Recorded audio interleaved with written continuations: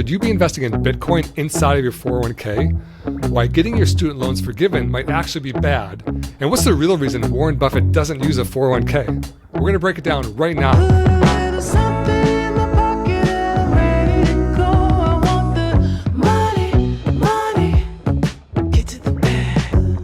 Hi, I'm Jeremy. And I'm Jen. And this is the Personal Finance Club show.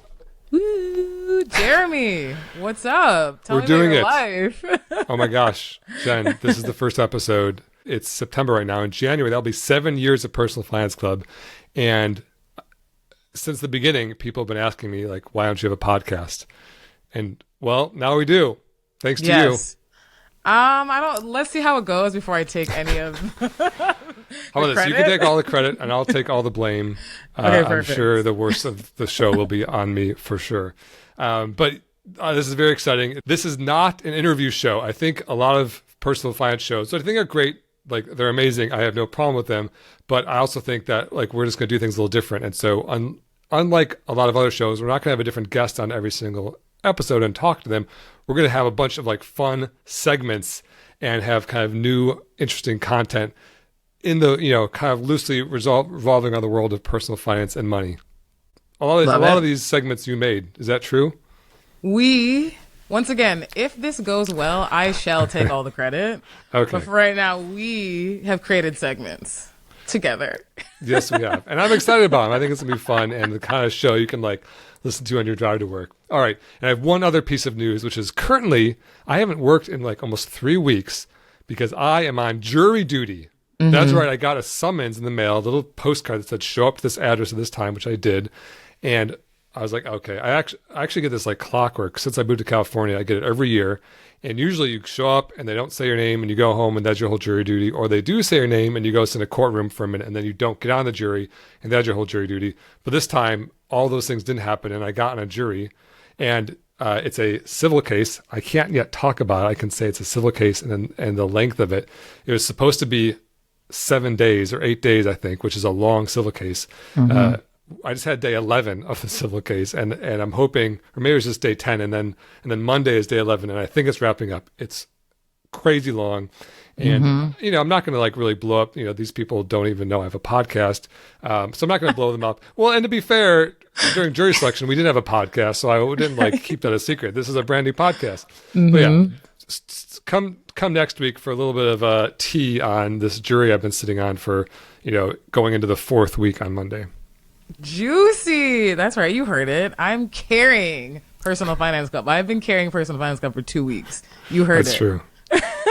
Credit and blame this time goes to Jen. Exactly. Amazing. So we have some segments. We're going to get into it. I'm going to start with our first segment. Explain it like I'm 5. Money. Yes. This is a brand new segment this week because this is our first episode. They're all brand new segments. Jen. Correct. But, money, finance, it's a terrifying world. And I think most people feel like they don't know what they should know, that they're alone in their struggles with debt, with investing, with saving, with credit, all these things. And there's a lot of topics that I just want to be able to break down very simply. And that's what I love about Personal Finance, about what we do, which is we take these like scary, intimidating sounding topics and break it down simply. And so this is Explain It Like I'm 5. We're going to take one of these scary sounding topics and break it down. What's our topic today? I love it. Let's jump right in. Trump signed an executive order. It may mean that people will start to include riskier investments like private equity, real estate, and crypto into their retirement plans. So can you explain this like I'm 5? Should I be putting crypto into my 401k? Yes. I mean, not yes, you should, but yes, I can explain like I'm 5. Okay. I clarify. Well, maybe not like you're 5 because I have a 4-year-old and I don't think he's that close to knowing what a 401k is, but I'm going to do my best, okay? But basically, a 401k or 403b, TSP, 457, there's a bunch of these fancy names that basically mean an account that you basically get access to through your employer and you can save money in, and not only save, but invest money in. And this is just the way the U.S. is set up, which for some reason your ability to save for retirement in some ways is tightly tied to your employer. And here at Personal Finance Club, we actually have a 401k, and so part of your paycheck goes into our 401k, part of my paycheck goes into my 401k, yours goes into yours, and these 401k plans are kind of tightly regulated because the government doesn't want companies overseeing their employees' money and then doing reckless things with it. And so it's governed by this law called ERISA, ERISA, I think it is, which basically says, hey, companies can only, they have to act as a fiduciary and can only allow employees to invest in things that are in the employee's best interest. So a company couldn't open up a 401k and say, hey, any money you put in is going to go into my brother-in-law's, backroom casino he just made, right? That would be right. a reckless investment to, funnel your, it's very tightly regulated. And so basically this executive order that President Trump just signed is saying, hey, we're going to loosen these regulations. It used to be you could only basically invest in these like stock and bond mutual funds, stocks, bonds, cash, like really down the middle, safe, strong investments that have been tried and true, tightly regulated. And now he's saying, now you can do things like crypto, private real estate, private equity, and a lot of players in this game who offer those types of investments are thrilled because 401ks have massive amounts of money, on a national scale. So much money is pumping into your 401k. And so if you have like a crypto fund, you really want to get that 401k money pumping into your fund, right? And so whenever you mention the word Trump, no matter basically who you are in the world, you really want to find out, like, okay, like what's the litmus test? Why should I be thrilled / outraged about this? Tell me why this is the best thing / the worst thing ever, because I need to get my outrage / Trump 2050 banner flying or whatever it is. And my answer to this one, should you be thrilled or outraged? My answer is like, nah, like kind of neither. Right now you can invest in crypto and private equity and private real estate, just not through your 401k. So you can open up a regular brokerage account, or like in the extreme case, like a crypto wallet, and go invest in these things. And all this is doing is saying, hey, those tight regulations that existed on 401ks are now loosened. And so the pro argument is one of like limited regulation. Hey, if I, as an individual who's saving for my own retirement, if I want to be investing in these things, why is the government handcuffing me? I should like that I have more options. That's the pro argument, which is a fair argument. The con argument is those guardrails are in place to save young, naive investors from potentially predatory investments, right? And so I saw some like Netflix special the other day that was about some dude who put like, had $100,000 to his name, and then he borrowed $200,000 more and put like $300,000 into Dogecoin, and went up to like 5 million, and then then went down to like 50,000. And since 200,000 that is borrowed, not only did he lose his entire $100,000, but he was in debt another $150,000 or whatever it is. And they call him like the Dogecoin king or something. These numbers I'm thinking about, top of my head, they're a little bit off, but basically this guy had $100,000 in cash, was doing pretty good by most standards, and now is in crippling debt. If that money was in his 401k, he wouldn't have been able to do that. You can't buy Dogecoin as of today in your 401k. And so the con argument to this is we are no longer protected from ourselves, because now you can do potentially more reckless things, and you could even be a little bit more of a conspiracy theorist and say, okay, maybe now bad actors can weasel their way into, the next Bernie Madoff could be offering his services through 401ks instead of through private investment like he was before. And that could open up more people to getting scammed in the extreme case. Like where I fall in it, I'm like, well, what am I going to do? I'm going to change nothing. I'm investing optimally the way I like to invest, which is to buy low cost index funds that are available in our Vanguard 401k. And I'm going to keep doing that. Just because it's an option doesn't mean you have to. I do feel bad for people who maybe are going to lose money in one of these more reckless investments. But of course, you could maybe make money. I don't know what the future is. If Dogecoin goes back up to 5 million and that dude's like a billionaire, then good for him. But I don't know what the future holds. So that's what it is. And I guess another caveat is like, this isn't going into action today. President Trump signed this executive action, and now 401k companies and administrators and investment providers and yada yada yada need to start adapting to this if they choose to do so. So it's probably going to be another year or two before really anyone is seeing a Bitcoin option in their 401k. I mean, my first thought was, how can I expect my investments to be protected in the private sector? It's right there in the name. There's a certain amount of transparency that I just won't have in comparison to traditional investments, right? Yeah, I mean, I think that is the con argument, which is if you invest in a mutual fund that buys publicly traded companies, there's really, really tight regulation about what these companies can do, how transparent they have to be, tons of legal precedent about what would happen if they broke the rules, yada, yada, yada. If you invest in like a private equity or private real estate deal, there's a lot less of that regulation. And I'm not a lawyer and I'm not an expert in ERISA or these foreign, like I'm a personal finance enthusiast who does my best to understand this and make it simple. But I think the con argument for sure is this is potentially riskier investments that could, in the extreme case, be scams, although that seems unlikely. Companies, I think, still have an interest in not scamming their own employees, right? So hopefully companies are still going to provide some sort of safeguard to having really bad investments available in their 401k. Okay. Time shall tell, and we will check back in here on the Are you personal going to buy finance. Bitcoin in your 401k? I'm going to stay away from it for now. Okay. How about that? It's not crazy. Of all the investments, I think Bitcoin is probably the most reasonable, like a very small percentage. Like there's an argument that it's anti-inflationary and that they're not making more Bitcoins, they're not many more. And so, but Bitcoin, and you can make an argument that, US dollars are all kind of this shared belief in it. And if that belief crumbles, then it goes to zero. And then it's kind of up to the individual to decide which is more likely to crumble. The U.S. government has tanks and missiles and nukes to continue to promote confidence in their dollar. Bitcoin has like a very strong algorithm that isn't making more Bitcoins. And so, who knows? All right, we'll see. All right, on that note, let's move on to our next segment. Can I ask a dumb one? New segment. That's right. It's another new segment here on the first ever Personal Finance Club show. Can I ask a dumb one?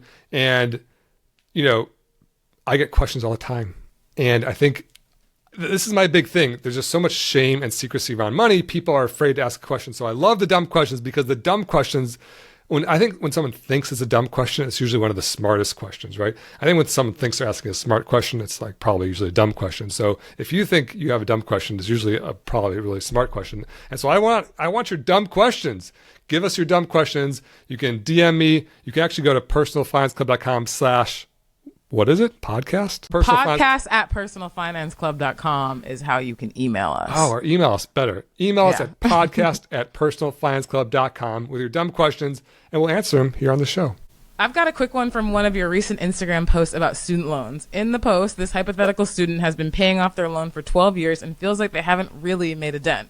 Your advice was to take temporary extraordinary measures to get out from under the debt as quickly as possible. So they say, I've been paying my loan bill every month for the last 12 years. My original loan amount was $87,000. As of this month, I've paid $94,000 toward it, and I still owe $64,000 on the loan. Yeah, that's like a shocking statement because it just feels so sick that you borrowed $87,000. And as like a recent grad, it's almost like monopoly money dollars because like you've never seen that kind of money in your life. Then you pay $94,000 towards it. You save, you make your payments, you work for years and years and years and years. And after paying more than you borrowed, significantly more, you still owe almost the entire amount. It's like crazy. The responses to that original person's post were like, that's not true. That's not possible. It's totally, I don't know if it's true. I don't, but it's totally possible. I don't know the person, but, I did some math and, if they were making $642 per month payments, that's where they would be, like 10 years in, where they would have paid that much more money. And so the way I like to think about debt is like you're running up a down escalator. And so imagine you're at like the mall or something or the airport and there's an escalator going down. You start running up it, right? And at any moment, there might be 20 steps from the bottom to the top. And so you're like, okay, I'm only 20 steps from the top. And so you start running, but it's going down. And so then you find yourself, you've run 20 steps and then some, and then you're not all the way up because as you're, running up the escalator, it's going down, or in the debt example, as you're making those payments, the inflation is making the goal further away, or not the inflation, sorry, the interest further away. And so I like to think about it as if I was on the escalator. What would you do? And the answer is you'd go nuts. Like, you don't just sit there and take one step at a time, or you're just on the escalator forever. You have to take, like you said, extraordinary short-term measures to get off that, to run up the escalator. Because once you're off and over the top, on the other side of the escalator is like a down escalator going down, and you can go faster, right? And so, people say, how do I do that? And it's a long answer, but there's things like go after the big things: housing, transportation, and income. If you can decrease the cost of your housing, get a roommate, get a cheaper place, sublet, yada, yada, yada, house hack, like figure out how you can get cheaper housing. You can easily get, I shouldn't say easily, it can be uncomfortable. You can maybe open up $500 a month. Cheaper car, transportation. The average car payment these days is like $750 or something. But you can drive a perfectly good used car for more like $250 a month. That's a $500 a month delta right there. There's another $500. So if you're throwing like $1,000 extra towards your student loans, that adds those extraordinary measures. And then the third one's income, overtime, side hustle, switch jobs, grow your career. That's how you, like, these big chumps. Everyone talks about the skipping your Starbucks. It's not really about that. It's about the big things. If you can do that, get out of debt faster, that's how you solve this problem of the running up the down escalator. Go nuts, get off, be uncomfortable. I'd rather you be uncomfortable for a couple of years than be just in this crippling debt for 30 years. And that's really like the difference it'll make. So that said, there's another way to get out of the debt, which I think leads us to our next question. Amazing. Yeah, let's get into it. So we had one comment from a personal finance club enthusiast who asked, question, if you get an income-driven repayment, is that a good thing to pay your student loans off? So student loans are potentially very complicated, and there could be an entire student loan podcast. And so I'm first going to preface this with saying this isn't your one-stop shop to everything about student loans.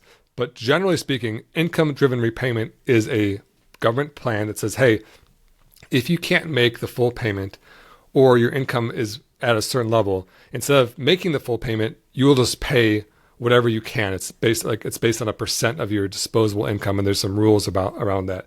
And then that way your payment's lower, which is, on the surface a good thing. And then after a certain period of time, it's sometimes 20, sometimes 25 years, which is a long time. If you've done everything we've asked you to do for that entire period of time, then we'll forgive your loan. And so I think a lot of people hear that and they say, great, I can have lower payments, which is a good thing, and my loan's forgiven, which is a good thing. Why not do that? And part of the term personal finance is personal. This doesn't apply to everyone.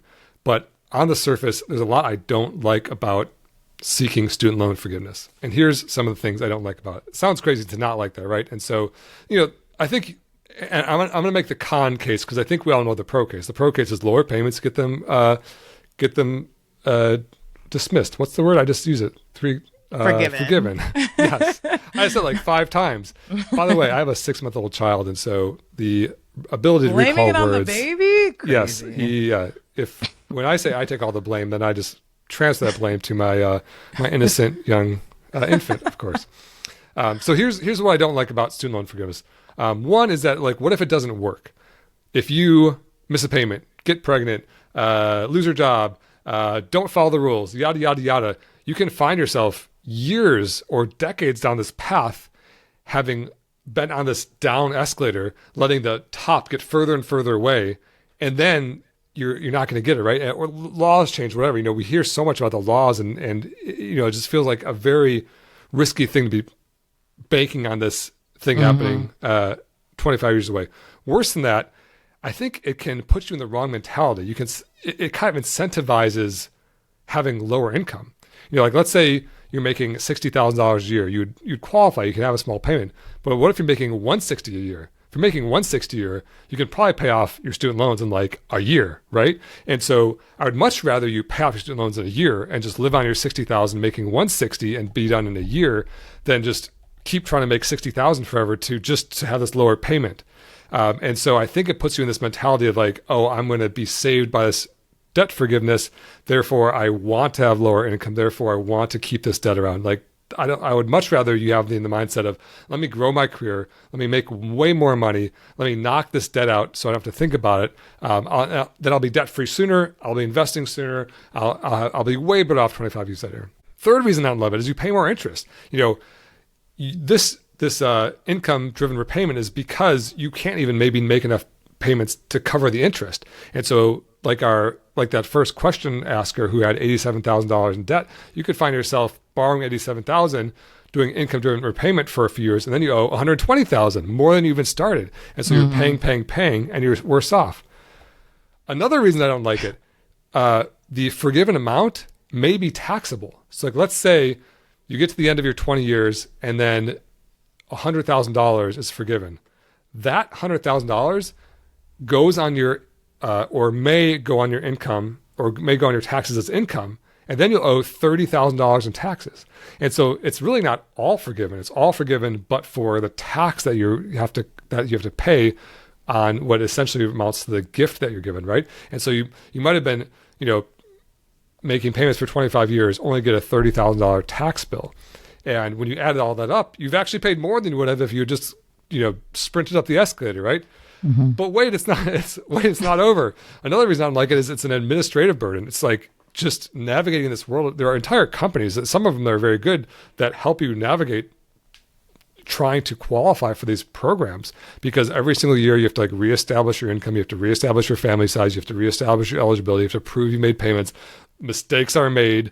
They didn't get some of your payments. They didn't log correctly some of your payments, yada, yada, yada. Now you're in this months long battle just to get what you should be correctly owed according to plan, when it was not your fault, just because you're in this administrative government headache. And the last reason I don't like it is the psychological burden. It's not fun to, be at dinner and be wondering if you should buy an appetizer because it's $10, and knowing in the back of your head, oh, and I owe $150,000 in debt too. That's not a fun thought to have throughout the day and a fun way to go to sleep and wake up. When that debt is clear and zero, and instead of interest accruing and you're going, trying to go up the down escalator, when you're going down the down escalator and you can run down, or you're going up the up escalator, maybe that should be the metaphor. Sometimes I make up metaphors in the fly and they don't always pan out. So I don't love student loan forgiveness for all those reasons. That said, there are people who are in public service. The public service one I think is 10 years, not 25 years.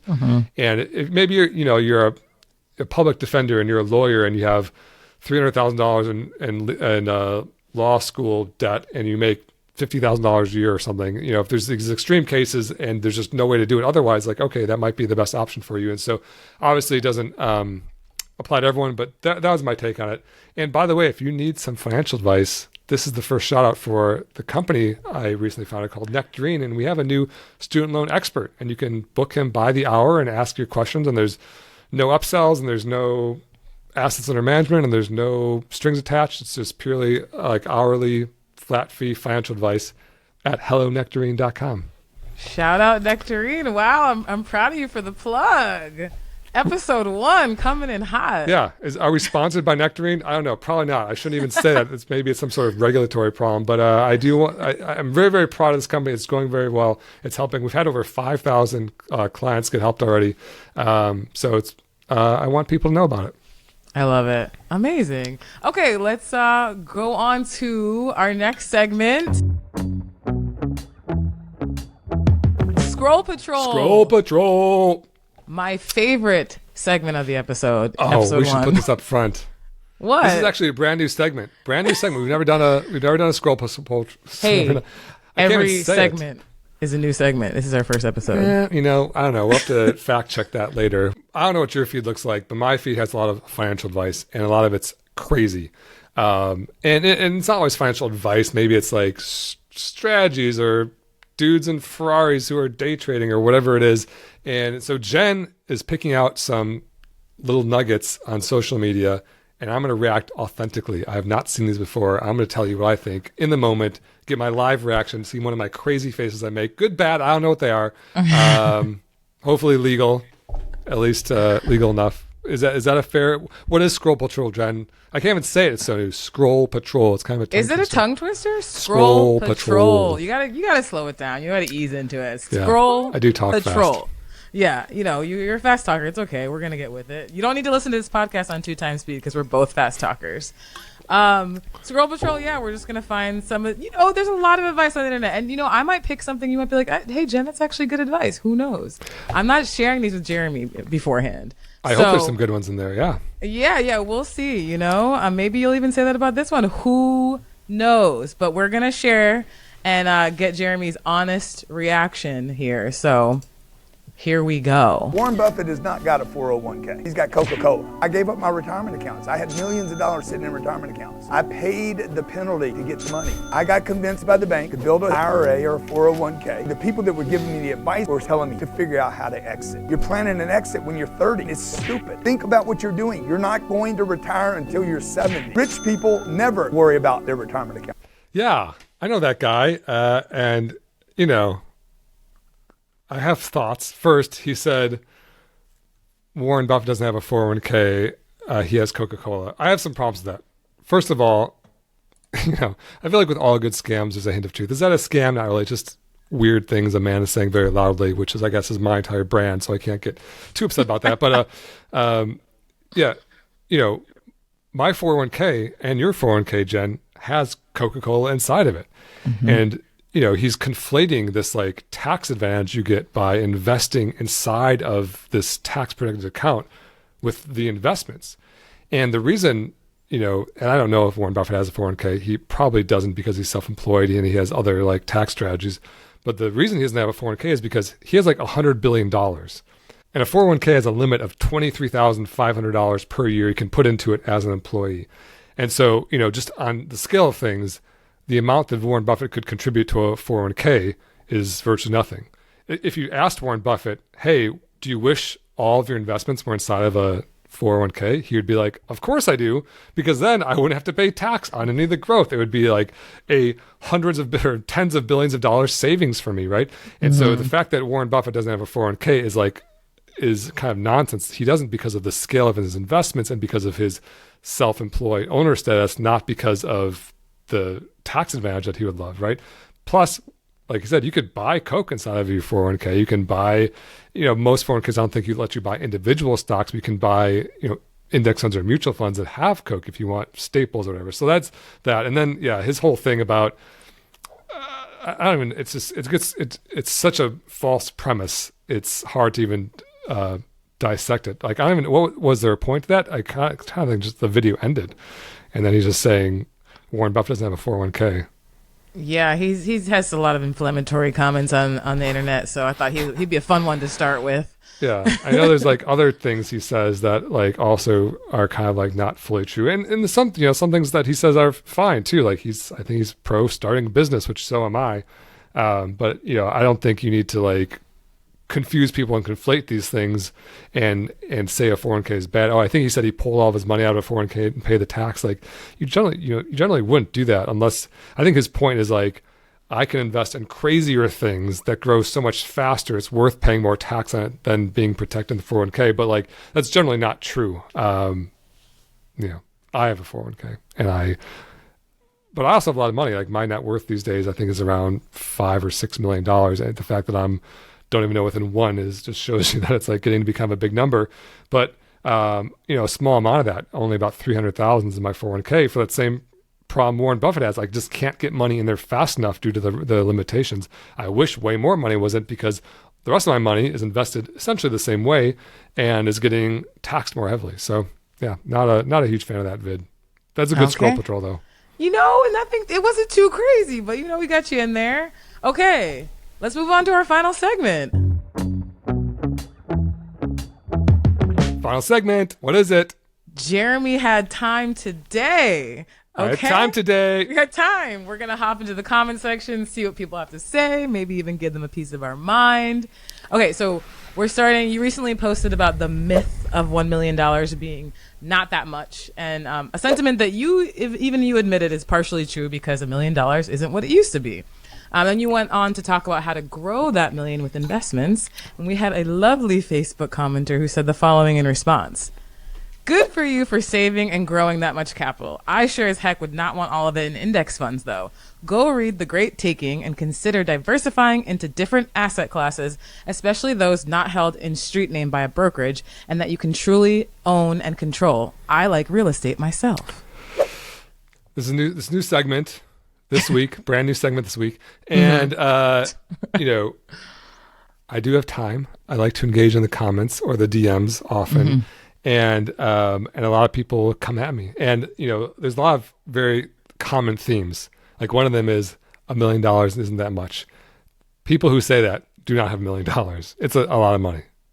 Like you said, there's a hint of truth to it because like inflation is taking over. $1 million will buy less stuff today than it would have bought 30 years ago, for sure, about half. But still, it's still a lot of money.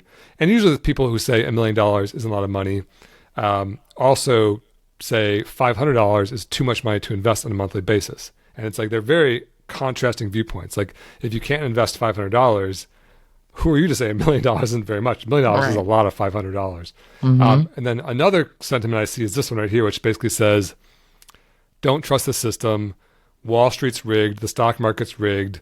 You know, you need to invest in other stuff, you know, and he said real estate. And so here are my thoughts on it. One is that I'm for real estate. I basically invest in two main types of things. And they're the things that pay you while you own them. That means just for owning it, just for having it in your account, having it in your name, it's like writing you a check monthly, quarterly, annually, whatever it is. I like that because just as I own it, I get free money. That's thing one. And thing two is they're likely to go up in value. So while I own it, it's paying me. And then just the longer I hold it, the more it's likely to be worth. The combination of those two things means you can make a lot of money investing. The two things that really meet those criteria, broadly speaking, are stocks and bonds, generally known as securities, and real estate. And that's what I invest in. And it sounds very simple, like, oh, just two things. Don't you diversify more? But like, there's a lot in that world. There's a ton in that world, right? And so I like real estate. I invest in real estate. I own my home. I don't consider it an investment. I consider it an expense. And I do invest in real estate. I used to own some houses, and I also do some syndicated real estate deals. Maybe we can talk about that in a future episode. But basically, it's me just like owning a tiny percent of a apartment complex I've never stepped foot in, with the hope it's going to get sold one day and I'm going to get my money back. That said, you know, real estate is a lot more work than index funds, and so I mostly invest in index funds.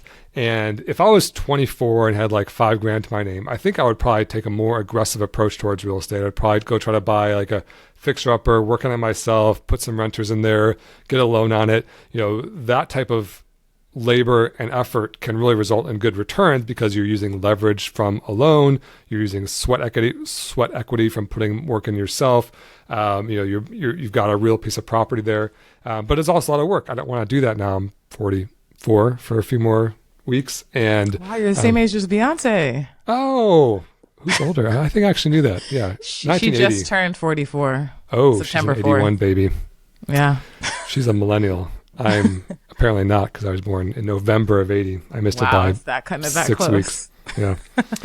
I don't know what I am though. I feel like Gen X doesn't count. So yeah, let's talk about it. So can you trust all your money in index funds? And I think the same people who say you can't trust Wall Street also say things like corporate greed is out of control or the big companies will always make money. And those are also kind of conflicting viewpoints, because if I own an index fund, I'm an owner. I own shares in the companies of the world. I own Walmart, ExxonMobil, Google, Meta, Facebook, Tesla, Nvidia, like whatever the company that you think is the best company is out there. Coke, just like Warren Buffett, according to Grant Cardone, right?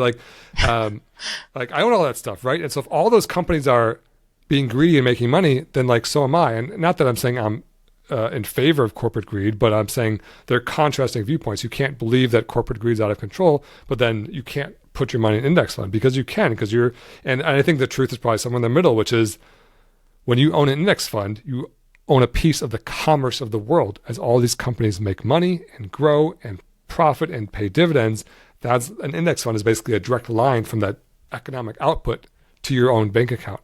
And it sounds like it's not very diverse. Like I think this commenter is making that case. He's like, oh, you can't just put it all in an index fund, but you own transportation, healthcare, technology, energy, like you own like all the sectors, all the big companies, the small companies. And in order for the modern world to exist, companies have to exist. That's how we eat. That's how we travel. That's how we house ourselves. That's how we clean ourselves. Like anything that we humans do to get through the day, companies support that. And it's like, it's a very capitalistic view of the world, but it's also like the reality of modern living. Because if we didn't have that, we would be like in the mud with stick huts and, hunting and gathering or whatever it is.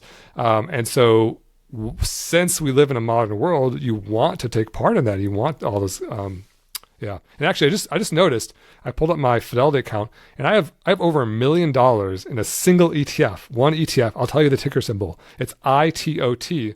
I have over $1 million position in that ETF, and it doesn't make me nervous at all. I'm like, oh, there's too much. No, because that ETF has like 3,000 stocks in it. I wish I had $10 million in there or $100 million in there. That's like the goal, right? To have more in there. And so, yeah, I don't agree with this commenter. I mean, but I like to find common ground. And like I said, I do like real estate, and this guy does too. And so I think doing both is a great approach. Wow, you took it easy on our little Scroll Patrol commenter here. This isn't Scroll Patrol, Jen. Oh this my is Jeremy God. Had Time Today. Oh my God, I'm how still getting how are you segment. confusing our segments already? After when we've whole episode, we've done 0.9 of an episode. On that amazing note, that's all we have for you today on the Personal Finance Club show. Thank you for listening, and we hope to see you next week. And don't forget the 2 rules of Personal Finance Club. Rule number 1 is live below your means, and rule number 2 is invest early and often. See you next time. The Personal Finance Club show is produced by Jeremy Schneider and Jen Mundia. Music by Esabalu and Homie. Send your questions to podcast@personalfinanceclub.com. The Personal Finance Club show is co-hosted by Jeremy Schneider, who is a co-owner of Nectarine, an SEC registered investment advisor. Please refer to hellonectarine.com for all relevant disclosures. The views expressed on this show are those of the hosts and guests and do not necessarily reflect the views of Nectarine. Any comments reflecting endorsements or testimonials, reviews during this episode have been provided by clients who have completed an engagement through Nectarine. No compensation was paid for these reviews and may not necessarily be representative of all Nectarine experiences. This podcast is for informational and educational purposes only and should not be construed as personalized investment advice or a solicitation to buy or sell any security. Listeners should consult their own financial, legal, or tax professionals for advice specific to their situation.